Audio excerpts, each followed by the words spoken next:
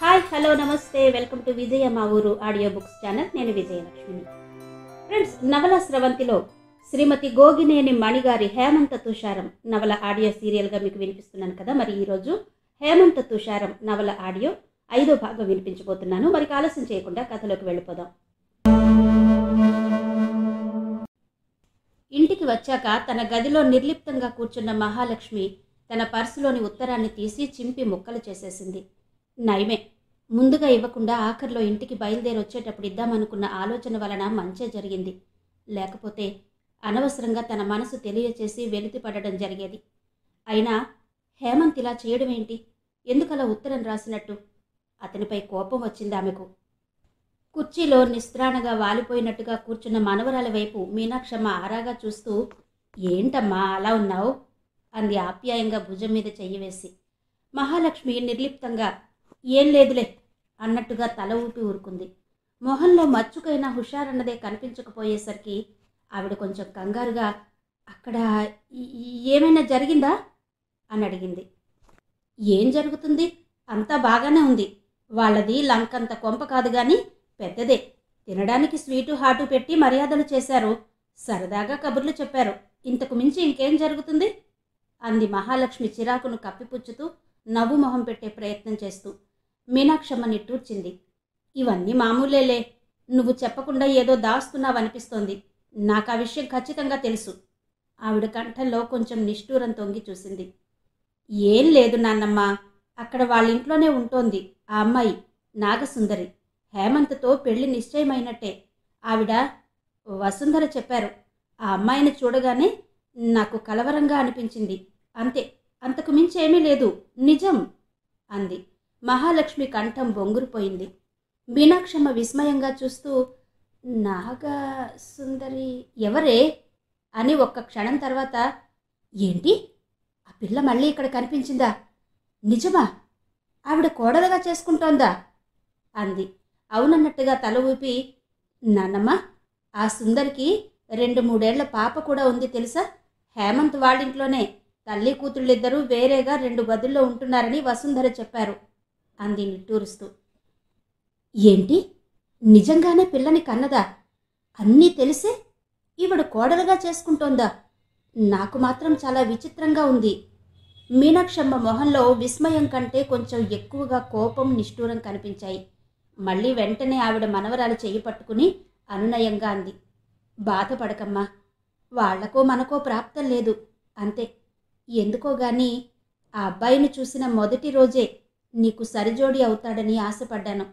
రాసిపెట్టి లేదని మనసు సరిపెట్టుకోవాలి, అంతే, తప్పదు అందావిడ. మహాలక్ష్మి చిన్నగా నవ్వుతూ చూసింది. బాధ ఏం లేదు నాన్నమ్మ, 2 క్షణాలు మాత్రం అంతే. ఒక మాట గుర్తు చేసుకున్నాక మనసు కుదుట పడిపోయింది. నాన్నమ్మ, మనం మర్చిపోతున్నాం కానీ హేమంతు వాళ్ళమ్మగారు మాత్రం మన కథల్లోని మాటలు ఎంత బాగా గుర్తుపెట్టుకుంటున్నారో తెలుసా? నాకు చాలా సంతోషం అనిపించింది. నేను కూడా అప్పుడు నీ ఆలోచనల ప్రభావంతోనే ఒక కథలో రాసిన వాక్యాన్ని గుర్తుకు తెచ్చుకున్నా. అదేంటో నువ్వు చెప్పు చూద్దాం, ఊహించు అంది. ఆవిడ ఆశ్చర్యంగా చూస్తూ, నాకెలా గుర్తుకొస్తుందే, నువ్వే చెబుదు అంది. మహాలక్ష్మి చిరునవ్వుతో చెప్పింది.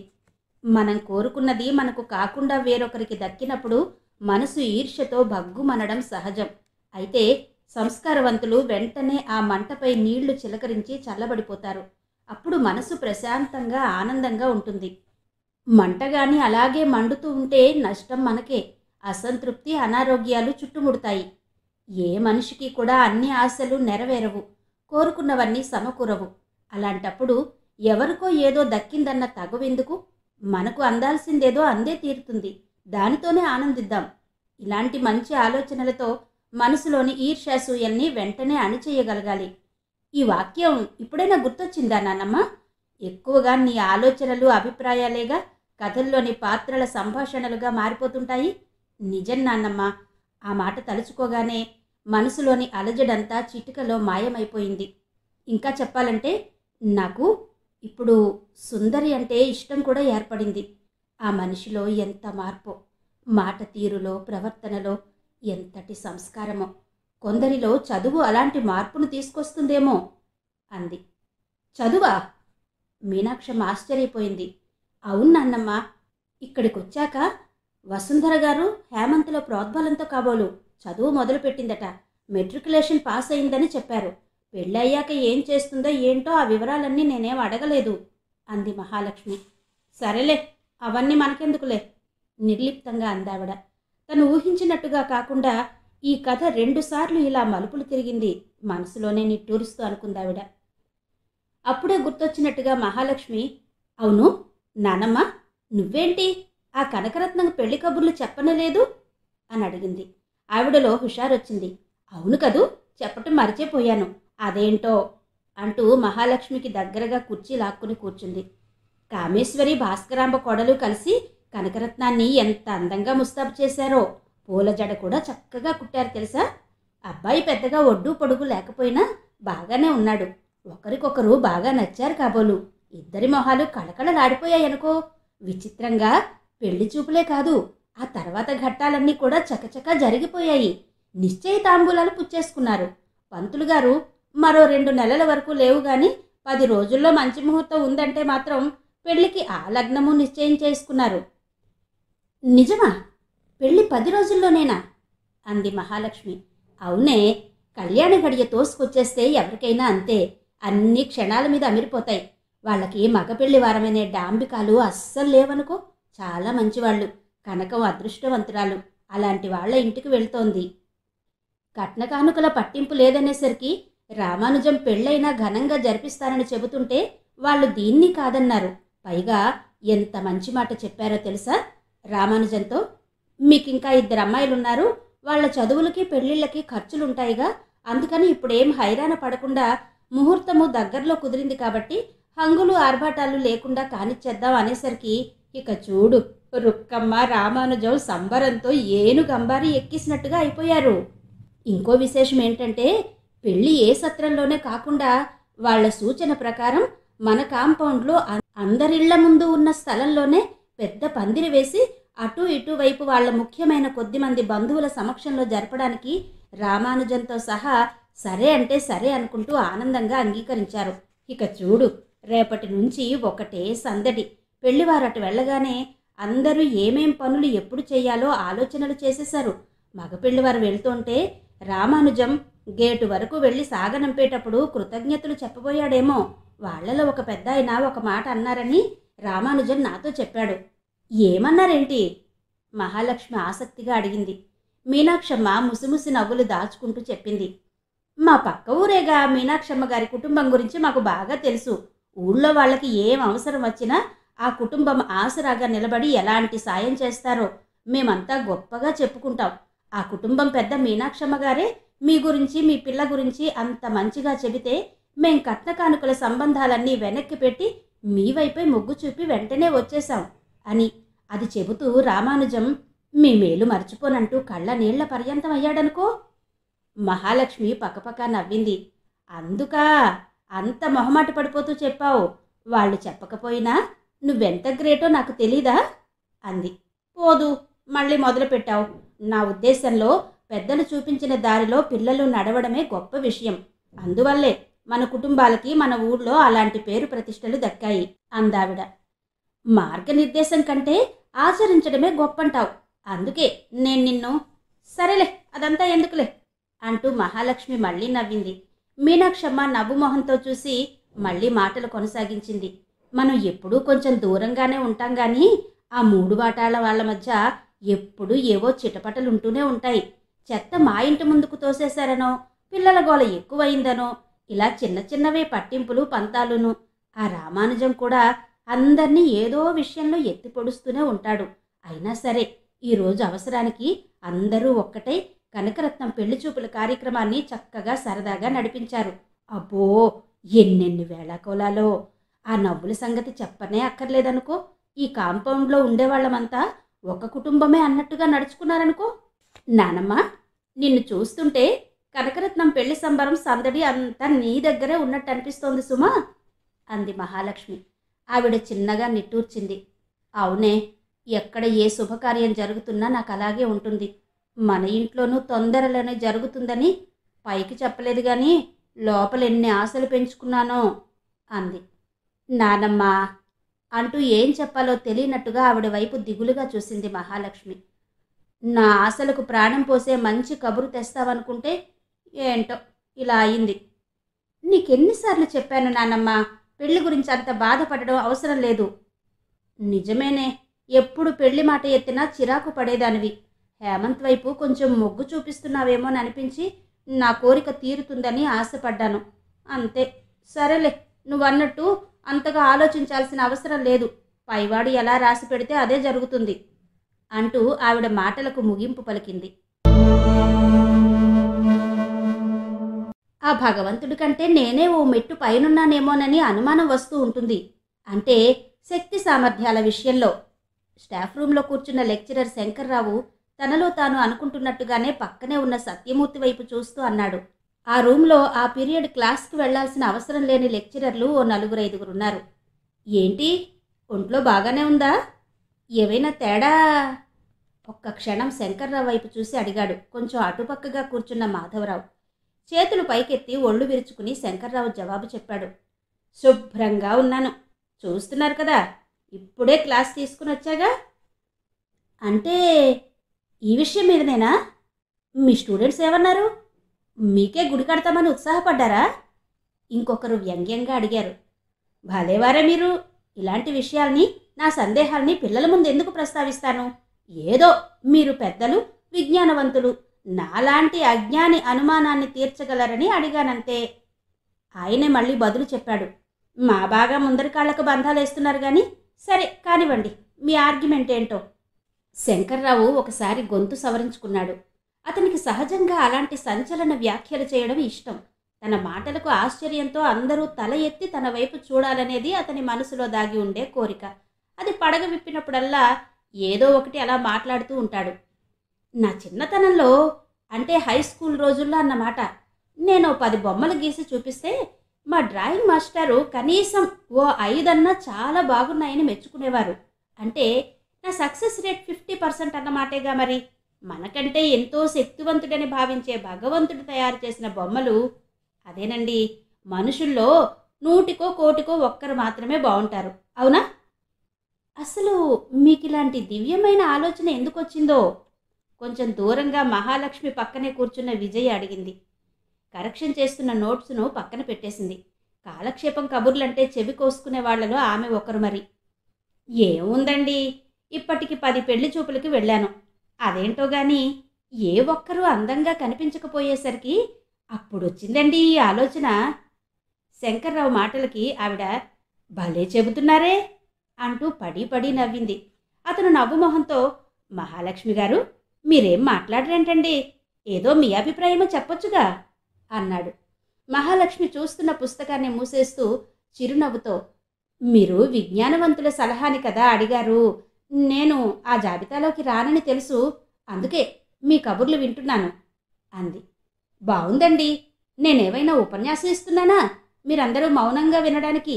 కబుర్లు చెప్పుకోవడం అంటే అందరూ కల్పించుకుని మాట్లాడాలి గాని, ఏమంటారు? శంకర్రావు మాటలకు అవునన్నట్టుగా తల ఊపుతూ, సరేనండి, అయితే ఏదో నాకు తోచిన అభిప్రాయాన్ని చెబుతాను. మీరు గీసిన బొమ్మల అందచందాల ప్రసక్తి తీసుకువచ్చారు. సృష్టికర్త భగవంతుడేనని మీరు ఒప్పుకున్నారు కాబట్టి ఆ విధంగానే ఆలోచిస్తే ప్రపంచంలో ఎన్ని దేశాలున్నాయి, ఎన్ని జాతులు తెగలు ఉన్నాయి, అంటే ఎంత వైవిధ్యం ఉందో కదా. మనుషుల్లో మనం చూడాల్సింది కేవలం రూపలావణ్యాలే కాదు కదండి, శక్తి సామర్థ్యాలు, గుణగణాలు అన్నీ గుర్తించాలి. ఎవరికి వాళ్ళకి ఏదో ఒక ప్రత్యేక లక్షణం ఉండే ఉంటుంది, అది గ్రహించాలి. మెరుగుపరుచుకోగలిగితే విశిష్ట వ్యక్తుల్లా గుర్తింపబడతాం అంది మహాలక్ష్మి. అమ్మో, ఆపండి ఆపండి, నేనేదో పెళ్లి గురించి నా చిన్న సమస్యను చెప్పుకొస్తే మీరేమో చాలా లోతుకు వెళ్ళి మాట్లాడేస్తున్నారు. అదంతా సరేగాని ఒక మాట అడుగుతాను, ఏమనుకోకుండా చెప్పండి. మీకు పెళ్లి చూపుల అనుభవాలు ఉండే ఉంటాయి. ఏది కుదరకపోవడానికి కారణం మీకు నచ్చిన వాళ్ళు ఎదురుపడలేదా? మీరు నచ్చినా ఇంకే కారణాల వల్లనైనా వీగిపోయాయంటారా? సరదాగా అడుగుతున్నానంతే అన్నాడు శంకర్రావు. అతని మాటలకు ఒక్క క్షణం నివ్వెరపోయిన మహాలక్ష్మి మరుక్షణమే తేరుకుంది. అంతలోనే శంకర్రావు మళ్ళీ కొంచెం వ్యంగ్యంగా చిరునవ్వు చిందిస్తూ, పరీక్షల్లాంటి పెళ్లి చూపుల్లో మీకైతే పూర్తి మార్కులు పడిపోతాయనుకోండి అన్నాడు సాగదీస్తూ. మహాలక్ష్మి నిదానంగా జవాబు చెప్పింది. నేనలాంటి పరీక్షలకు హాజరు కాలేదు కాబట్టి మార్కుల ప్రశ్న ఎదురు కాలేదు అంది. అవునా? కారణమేంటంటారు అని అతను అడుగుతుంటే సత్యమూర్తి, అదేమిటి శంకరం అలా అడుగుతున్నావు? మహాలక్ష్మి గారికి పెళ్ళైపోయిందని నేను విన్నానే. నీకు తెలిసే ఉంటుందనుకున్నా. అయినా ఆవిడని ఇబ్బంది పెట్టే ఇలాంటి ప్రశ్నలు అడగడం నాకైతే నచ్చలేదు అంటూ మహాలక్ష్మి వైపు కించిత్తు గర్వంగాను, బాగా చెప్పా కదా అన్నట్టుగాను చూశాడు. ఇంకెవరో వెంటనే అందుకున్నారు. పెళ్ళయిందని మీకెవరో తప్పు సమాచారం ఇచ్చినట్టున్నారు. అయి ఉంటే ఎంతో సంప్రదాయబద్ధంగా ఉండే మహాలక్ష్మి గారి మెడలో తాళి, కాళ్లకు మెట్టెలు ఉండవా? మీరన్నది నిజమే. పెళ్ళైన వారెవరైనా మంగళసూత్రాలు తీసేయగలరా? అదెంత తప్పు, కీడు కూడాను. ఇంకొకరి ఉవాచ. మహాలక్ష్మి చిరాకు నడుచుకుంటూ లేచి నిలబడి, క్లాస్కి టైం అయింది, నేను వస్తానండి, మీ చర్చను కొనసాగించండి అంది. మాటల్లోకి కటుత్వం రాకుండా ఉండడానికి కొంచెం ప్రయాసపడింది. అదేంటండి అలా అంటున్నారు? మీరు లేకుండా మీ గురించి మాట్లాడుకోవాల్సిన అవసరం మాకే ఉంది. ఏదో సందర్భం వచ్చింది కాబట్టి సందేహాలను బయట పెట్టాం. అవును కాదని ఏదో ఒక మాట చెప్పెళ్ళొచ్చుగా. నిష్ఠూరంగా అంటున్న అతని వైపు మహాలక్ష్మి చురుగ్గా చూసింది. ఏంటి ఈ సందేహం నివృత్తి కాకపోతే ఈ రాత్రికి ఎవరికి నిద్ర పట్టదంటారా? సరే, ఒక మాట చెప్పమన్నారుగా. ఒకరి వ్యక్తిగత విషయాలను ఆరా తీస్తూ ఆయాసపడడం అనవసరమని సలహా ఇవ్వగలను. ఇంకో మాట కూడా చెప్తానండి. మన ఒక్క దేశంలోనే ప్రాంతాల వారీగా మతాల విషయంగానూ ఎన్నెన్నో ఆచారాలున్నాయా? ఎవరి నమ్మకాల బట్టి వారి అలవాట్లను ఆచారాలను పాటించడం జరుగుతోందా? ఇన్ని తేడాలున్నప్పుడు ఏ ఆచారం మంచిది ఎవరిది కాదు అని ఎలా చెప్పగలం? దేన్ని బట్టి కీడు జరుగుతుందనుకోగలం? అందుకే ఎవరి ఇష్టాన్ని బట్టి వాళ్ళు ఆ ఆచారాలను పాటిస్తారు. వేలెత్తి చూపడానికి కాదనడానికి మనకేం హక్కు ఉంది? ఈ ఆచారాలన్నీ మన కోసం మనం ఏర్పరచుకున్నవేగా. అక్కడ ఒక్క క్షణం కూడా నిలబడకుండా మహాలక్ష్మి చకచకా బయటకొచ్చేసింది. అబ్బో, అసలు విషయం చెప్పకుండా తెలివిగా ఎలా దాటవేసిందో. మిడిసిపాటుకేం తక్కువ లేదు. అంతేనా? మంచి చెడ్డ భయం భక్తి ఏవి కూడా ఉన్నట్టు లేవు. ఇలాంటి వ్యాఖ్యానాలతో తననెంత విమర్శిస్తుంటారో ఊహించగలననుకుంటూ మహాలక్ష్మి నిట్టూర్చింది. ఇంటికి వచ్చాక నాన్నమ్మతో అన్ని విషయాలను పంచుకున్నాకనే మహాలక్ష్మి మనసు కొంచెం తేలిక పడింది. ఎందుకు నాన్నమ్మ కొందరికి ఇతరులను ఇబ్బంది పెట్టే ప్రశ్నలు అడిగి సంతోషించే నైజం ఉంటుంది అంది బేలగా చూస్తూ. ఏంటి, నా మనవరాలు మహాలక్ష్మియేనా మాట్లాడుతున్నది? ఆవిడ ఆశ్చర్యాన్ని అభినయిస్తూ చిరునవ్వు నవ్వింది. ఒక్కసారి గుర్తుకు తెచ్చుకో ఒకప్పటి నీ మాటల్ని. ఎవరేమనుకున్నా లెక్క చెయ్యను. నేనెవరిని ఇబ్బంది పెట్టినప్పుడు నా విషయాల్లో ఇతరుల జోక్యాన్ని సహించని హక్కు నాకు ఉంది. నా జీవితాన్ని నేనే తీర్చిదిద్దుకుంటాను. నాకిష్టమైనంత వరకు చదువుకుని నాకు నచ్చిన ఉద్యోగం చేస్తూ స్వతంత్రంగా బ్రతుకుతాను. ఈ దారిలో నన్నెవరు కించపరిచినా తగిన సమాధానం చెప్పగలననే ధైర్యాన్ని మాత్రం వదిలిపెట్టను. ఇలా అన్నావా లేదా? మరిప్పుడేంటి అందావిడ. పాఠంలా తన మాటల్ని తూచా తప్పకుండా అప్పగించిన నాన్నమ్మ వైపు మహాలక్ష్మి ఒక్క క్షణం దిగ్భ్రాంతితో చూసి ఆ తర్వాత, ఇన్నేళ్లైనా మర్చిపోకుండా బాగా అప్పచెప్పావు, ఎంత బాగా కంఠస్థం చేశావు అంటూ నవ్వింది. ఆవిడ అలా సరదాగానే నవ్వింది. లోపలికెళ్ళి అలవాటు ప్రకారం టిఫిన్ ప్లేట్ తీసుకొచ్చి మహాలక్ష్మికి అందించి పక్క కుర్చీలో కూర్చుంది మీనాక్షమ్మ. అన్నట్టు అమ్మాయి, నీకు చెప్పడం మర్చిపోయాను. కిందటి వారంలో అనుకుంటా భాస్కరాంబ వాళ్ళ ఇంటి మెట్ల మీద కూర్చుని అప్పుడే లోపల నుండి వచ్చిన కామేశ్వరిని చూస్తూ పురాణం మొదలుపెట్టింది. మనసులో ఏదో ఆలోచన ఉంది కాబోలు ముందస్తుగా మీ అమ్మ వాళ్ళంతా బాగున్నారా అని అడిగింది. ఆ తర్వాత అత్తలేని కోడలు ఉత్తమురాలని పెద్దలు అన్నారుగా, అలా నువ్వు అదృష్టవంతురాలువే, నీకు అత్తపోరు లేదుగా మరి అంటూ సాగదీసింది.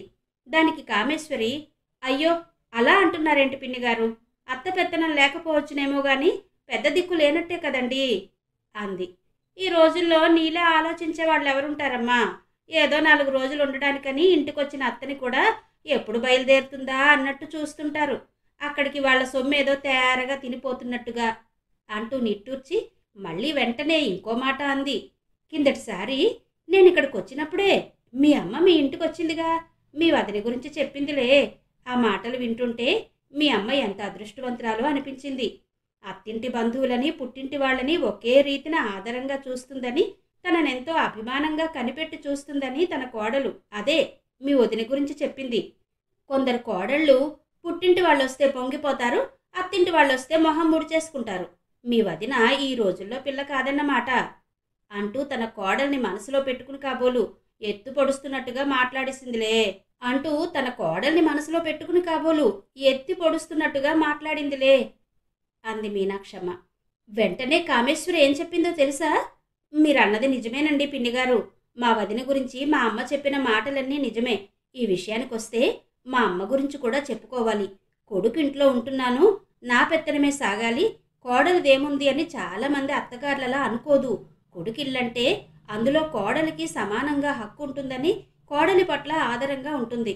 అంతెందుకు, తన తదనంతరం చెందాల్సిన నగల్లో సగం వాటిని ఇప్పటికే మార్పించేసి కోడలికి కొత్త రకంవి చేయించేసింది. ఇదేంటమ్మా అని నేను నిష్ఠూరంగా అంటే, పెట్టుపోతల సంగతి కాదు గాని నా తదనంతరం నీకు కష్టసుఖాల్లో భరోసాగా నిలబడేది అన్నా వదినలే కదమ్మా. నాకంటే మీ వదినే నిన్నెక్కువగా ఆదరంగా చూస్తుందని నాకు తెలిసే. అందండి, మీరే చెప్పండి.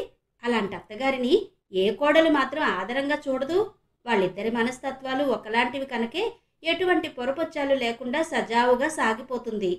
ఇక మా పెద్దమ్మ ఒక ఆవిడుందిలేండి, ఎవరి సంసారాలు వాళ్ళవనుకోదండి. 3 కొడుకులు కోడళ్ళు ఎప్పుడు తన గుప్పిట్లోనే ఉండాలనుకుంటుంది. ఈ రోజుల్లో అలా జరుగుతుందా? మీరే చెప్పండి. అనుభవంతో సలహాలు ఇవ్వడం బాగుంటుంది కానీ పెత్తనం సాగాలంటే కుదురుతుందా? అందుకే ఏ కొడుకుంటికి వెళ్ళినా ఏవో గొడవలు నిష్ఠూరాలను, ఏవో చిన్న చిన్న సమస్యలైనా సరే కొని తెచ్చుకున్నట్టు అవుతుంది కదండి.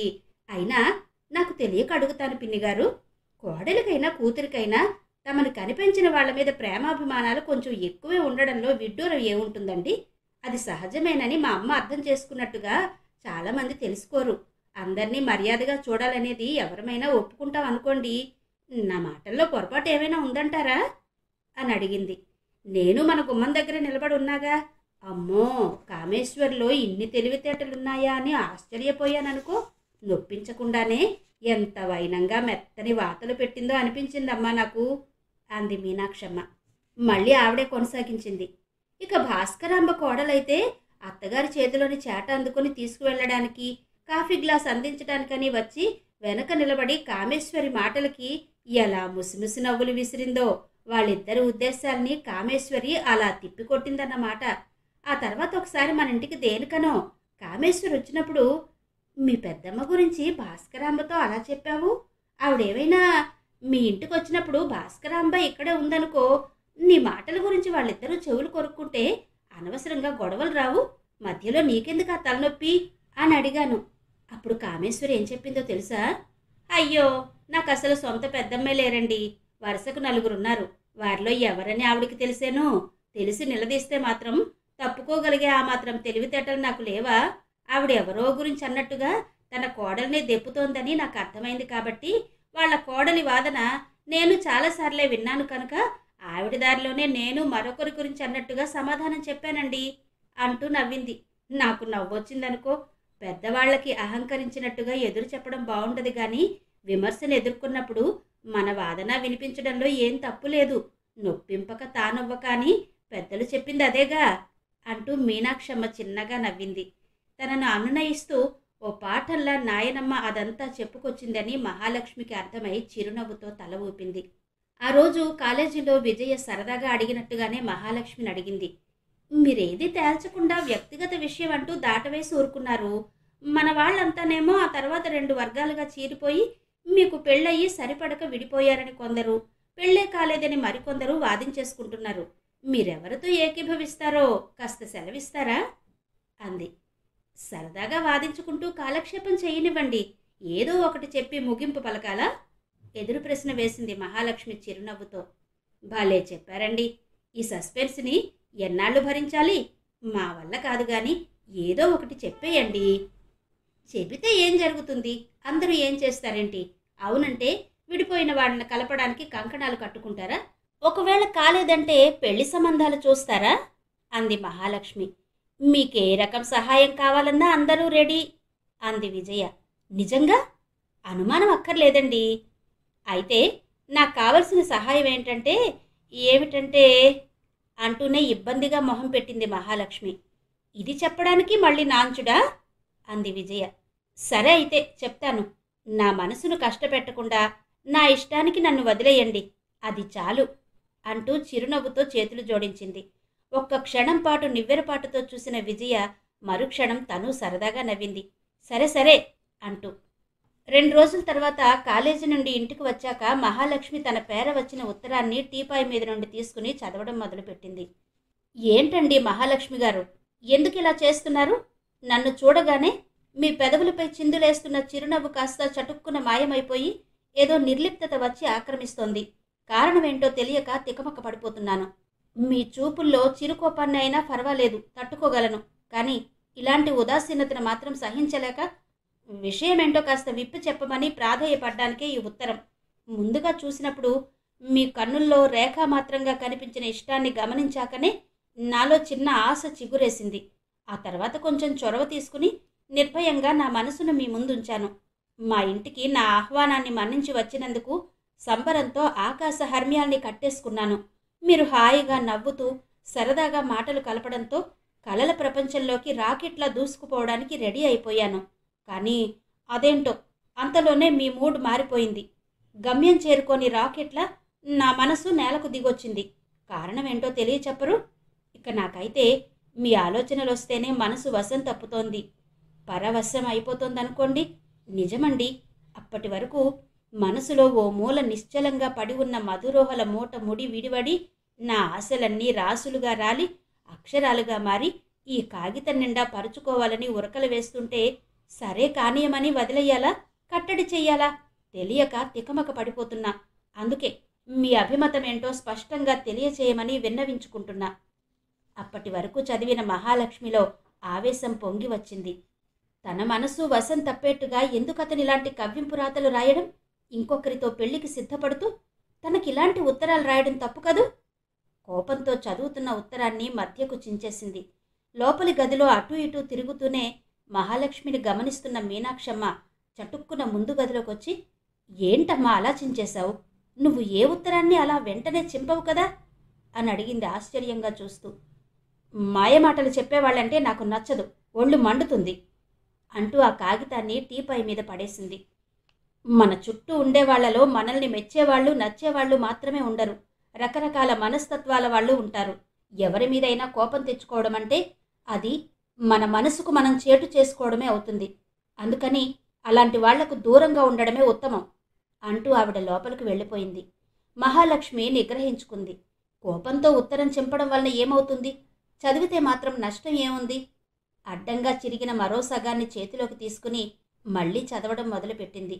మీకో నిజం కూడా చెప్పేయాలనిపిస్తోందండి. నేను ఈ కాలేజీలో చేరడానికి ముఖ్య కారణం మీరే.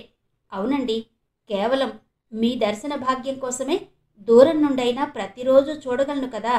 మీరెదురు పడితే జాజిపూల జలపాతమా పారిజాతాల ప్రవాహమా అనే సందిగ్ధం కలుగుతుంది. ఇక కళ్ళెత్తి చూసేసరికి పులకింతల విద్యుత్తు ఒళ్లంతా జరజరా పాకి నిశ్చేష్టుడినై నిలబడిపోతాను. మీ కథల్లోని వాక్యాలను విరివిగా వాడేస్తున్నానని కాపీరైట్ చట్టం కింద నా మీద కేసు గాని పెట్టరు కదా. ఇంకొక విషయం కూడా మీకు చెప్పాల్సిన అవసరం ఉంది. ఎందుకంటే ఎవరైనా ఆ సంగతులు మీకు చేరవేస్తే మీరు నన్ను అపార్థం చేసుకునే అవకాశం ఉంది. ముందుగా నేను చెబితే అర్థం చేసుకోగలరని. అంతే. మన వాళ్ల మధ్య ఏదో విషయం మీద సంభాషణ సాగుతున్నప్పుడు ఒకరు మీ ప్రస్తావన తీసుకొచ్చారు. మీరెక్కువగా కబుర్లలో పాలు పంచుకోవడానికి అసలు కారణం విషయ పరిజ్ఞాన లోపం బయటపడకుండా ఉండడానికి మాత్రమేనని తేల్చి చెప్పడం జరిగింది. అప్పుడు నేను కూడా సరదాగా ఓ మాట అన్నాను. తక్కువ మాట్లాడడమే ఎక్కువ తెలుసును అనడానికి నిదర్శనమన్నారు కదా అని. దానికి వాళ్ళంతా నేనేదో మిమ్మల్ని ఎక్కువగా సపోర్టు చేస్తున్నానంటూ రకరకాలుగా కామెంట్లు చేశారు. అవన్నీ చెప్పడం అప్రస్తుతం అనుకోండి. అయితే నేనన్నది ఆ సందర్భంలో ఒక్క మాట మాత్రమేనని, మిగతా సంభాషణలన్నీ వాళ్ల ఊహాగానాలేనని మీకు తెలియపరచడానికే ఈ వివరణ. అర్థమైందనుకుంటాను. మొదటి రోజే మీరు హెచ్చరించినట్టుగా ఇక్కడి వాళ్లలో వదంతుల వ్యాప్తి పట్ల వ్యామోహం కొంచెం ఎక్కువేనండోయ్. సరేనండి, ఇక ముగిస్తాను. నా ప్రశ్నకి జవాబు ప్రత్యక్షంగానో లేక ఇలా పరోక్షంగా ఉత్తరం ద్వారానా అనేది మీ నిర్ణయానికే వదిలేస్తున్నాను. హేమంత్. చిరుగున 2 కాగితాల్ని పేర్చి జాగ్రత్తగా పట్టుకుని వెనక వైపు చదవడం పూర్తి చేసిన మహాలక్ష్మి తేలిగ్గా నిట్టూర్చింది. ఆ కాగితాన్ని చెత్తబుట్టలో పడేయడం ఎందుకనో మనస్కరించక తన డ్రాయర్ సొరుగులో ఓ మూలకి నెట్టేసి వచ్చి కూర్చుంది. వంట ప్రయత్నంలో ఉంటూనే అటూ ఇటూ తిరుగుతున్న మీనాక్షమ్మ మనవరాలి మొహంలోని మార్పును పసిగెట్టి తేలికపడింది. ప్రశాంతంగా మామూలుగానే కనిపించేసరికి దగ్గరకు వచ్చి కూర్చొని ఆప్యాయంగా పలకరించింది. ఆ రోజు హేమంత్ వాళ్ళింటికి నీకు ఇష్టం లేకపోయినా నేనే నచ్చ చెప్పి అనవసరంగా పంపించానా అనిపిస్తోంది. అక్కడ నాగసుందరి కనిపించి నీ ప్రశాంతతను మాయం చేసింది అందావిడ. మహాలక్ష్మి అదేం లేదు నాన్నమ్మా అంటూ నిట్టూర్చింది. నాకు నచ్చని పని అయినా సరే నీకు ఆనందం కలుగుతుందంటే ఇష్టంగానే చేస్తాను అంది మహాలక్ష్మి. నా ఆనందమంతా నీతోనే ముడిపడి ఉంది. నీకు మేలు చేయని ఇష్టం లేని పనులను పురమాయించడం నాకు ఆనందం కాదే అంటూ కంఠం బొంగురిపోయింది ఆవిడకు. మహాలక్ష్మి నాన్నమ్మ భుజం మీద చెయ్యి వేసి ఇద్దరం చెప్పింది ఒకటే కదూ అంటూ నవ్వింది. ఆవిడ తల ఊపుతూ చిరునవ్వుతో చూసింది. అదేంటోనే ఆలోచిస్తుంటే చాలా ఆశ్చర్యంగా ఉంది. రెండోసారి ఆ నాగసుందరి ఇక్కడ ప్రత్యక్షమై నీ జీవితానికి అడ్డం పడ్డం ఏంటో అంటూ మళ్ళీ నిట్టూర్చిందావిడ. నాన్నమ్మ అలా అనుకోకూడదు. ముందు నేను తన గురించి వేరే విధంగా ఆలోచించాను. ఇద్దరు కలిసి చేసిన తప్పుకు మనం కేవలం ఆడవాళ్లనే విమర్శిస్తాం. మన వేలు కూడా వాళ్లనే ఎత్తి చూపుతుంది. ఇద్దరినీ తప్పు పట్టవలసిన విషయంలో ఆడవాళ్లు మాత్రమే దోషులుగా మిగిలిపోతారు. వాళ్లకే అన్యాయం జరుగుతుంది. అరిటాకు లాంటి అమాయకుల జీవితాలతో ఆటలాడడం తగని పని అని ముళ్ళును హెచ్చరించి శిక్షించాలి. విరిచి వేరెవ్వరికి గుచ్చుకోకుండా దూరంగా పారేయాలి. నాగసుందరి తన నడవడిని మార్చుకుని జీవితాన్ని వివేకంతో తీర్చిదిద్దుకుంటోంది. ఆ విషయంలో వసుంధర గారు ఆ అమ్మాయికి మంచి మనసుతో చేయూతనిస్తున్నందుకు మనము అభినందించాలే తప్ప మనసు కష్టపెట్టుకోకూడదు. అవునా? మహాలక్ష్మి మాటలకు ఆవిడ ఆలోచనలో పడినట్టుగా ఒక్క క్షణం ఊరుకుని తర్వాత అవునన్నట్టుగా తల ఊపింది. క్లాస్ నుండి వచ్చిన మహాలక్ష్మి టైం అయిపోవడంతో ఇంటికి బయలుదేరడానికి తన బ్యాగు బుక్స్ అన్నీ సర్దుకుంటుంటే శ్రీవాణి అనే ఆవిడ అడిగింది. ఎందుకు మహాలక్ష్మి గారు ఇంటికి వెళ్ళడానికి మీకు అంత తొందర? మీకేం ఫ్యామిలీ జంజాటం లేదుగా? ఎదురు చూసేవాళ్ళు, లేట్ అయిందేమని నిలదీసేవాళ్ళు లేరు. ఇంట్లో అడుగు పెట్టి పెట్టగానే మీద పడి మారం చేసే పిల్లల గోలా లేదు. స్వేచ్ఛాజీవులు కదా అంది. వెంటనే విజయ్ అందుకుని అవును, అందరం కబుర్లు చెప్పుకుంటున్నాంగా, 5 నిమిషాలు కూర్చోకూడదా అంది. ఇంకొక ఆయన ఎందుకండి మా మాటల్లో ఎప్పుడూ పార్టిసిపేట్ చేయరు, మీకంత బోరు కొట్టేస్తుంటామా అని అడిగాడు. ఆయన కంఠంలో ధ్వనించిన వ్యంగ్యాన్ని పసిగట్టింది మహాలక్ష్మి. చిరునవ్వుతో చూసింది. బోర్ కొట్టడం కాదండి, అసలు కారణం వేరే ఉంది. మీరేమో ఏవేవో సబ్జెక్ట్స్ గురించి వాదిస్తూ ఉంటారు. నాకేమో ఆ విషయాల గురించి ఏమీ తెలీదాయే. పరిజ్ఞానం లేకుండా ఏదో ఒకటి మాట్లాడడం కంటే మౌనంగా ఉండడమే ఉత్తమం కదా అని అంది. అక్కడున్న నలుగురు ఆశ్చర్యంతో ఒకరి ముఖాలొకరు చూసుకుంటూ 2 క్షణాలు బిగిసిపోయారు. మహాలక్ష్మి కూడా వాళ్ల వైపు వింతగా చూసింది. అదేంటి, ఎందుకు మీరంతా నా మాటలకు అంతగా ఆశ్చర్యపోతున్నారు? నాకు సరిపోతుంది కాబట్టి మన పెద్దలు చెప్పిన దాన్నే కోట్ చేశాను, అంతేగా అంది. కొటేషనే అనుకోండి మహాలక్ష్మి గారు, మీరలా టకీమని చెప్పేసరికి. అంటే అయినా మీకు విషయ పరిజ్ఞానం లేకపోవడం ఏంటండి? మంచి లెక్చరర్గా మీకెంత పేరుందో మాకు తెలీదా అన్నాడు అంతకుముందు ప్రశ్నించినతనే. పేరుదేముందండి, కొంచెం ఫ్రెండ్లీగా మాట్లాడుతుంటే పాఠం చెప్తే చాలు. పిల్లలు కదూ, అభిమానం పెంచేసుకుంటారు. పాఠం చెప్పడానికి నేను ప్రతిరోజు ప్రిపేర్ కావాల్సిందే, లేకపోతే సరిగా చెప్పలేననిపిస్తుంది కూడాను అంది మహాలక్ష్మి. అవునండి, దానికి ఓ కొటేషన్ ఉంది. దీపం వెలుగుతుంటే తప్ప వెలుగు పంచలేదు. అలాగే ఉపాధ్యాయులు నిత్యం చదువుతూ నేర్చుకుంటే తప్ప విద్యార్థులకి విజ్ఞానం పంచలేరట అన్నారింకెవరో. అవునవును, సమయానికి మంచి కొటేషన్ గుర్తు చేశారు అతని వైపు చిరునవ్వుతో చూస్తూ అంది మహాలక్ష్మి. అది సరేగాని మహాలక్ష్మి, కాసేపు కూర్చోరాదు?